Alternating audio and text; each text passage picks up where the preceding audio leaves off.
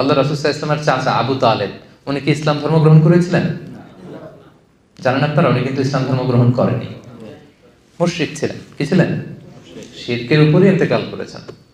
এমনকি মৃত্যুর বিছানায় আল্লাহ রাসূল সাল্লাল্লাহু আলাইহি ওয়াসাল্লাম যে বললেন, চাচা একবার শুধু বলেন আশহাদু আল্লা ইলাহা ইল্লাল্লাহ ওয়া আশহাদু আন্না মুহাম্মাদান আবদুল্লাহি ওয়া রাসূলুহু, বাকিটা আমি আল্লাহর সাথে বুঝবো, শুধু একবার এটা আপনি আমাকে বলেন।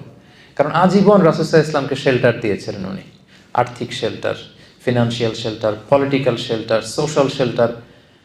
মানে নিজের বাবা যেরকম সন্তানকে আগলে রাখে, রাসূল সাল্লাল্লাহু আলাইহি ওয়াসাল্লামের চাচা আবু তালেব আগলে রেখেছিলেন, কিন্তু ইসলাম ধর্ম গ্রহণ করেননি।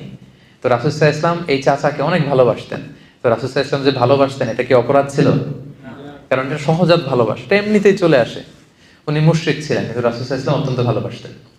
রাসূল সাল্লাল্লাহু আলাইহি ওয়াসাল্লামের প্রথম বিয়েটা আম্মা জান খাদিজাতুল কুবরা রাদিয়াল্লাহু তাআলা আনহার সাথে উনি নিজে পড়িয়েছেন, উনি নিজে খুতবা দিয়েছেন। বিয়ের মোহরানাটা নিজ পকেট থেকে আদায় করে দিয়েছেন। সুবহানাল্লাহি ওয়া বিহামদিহি।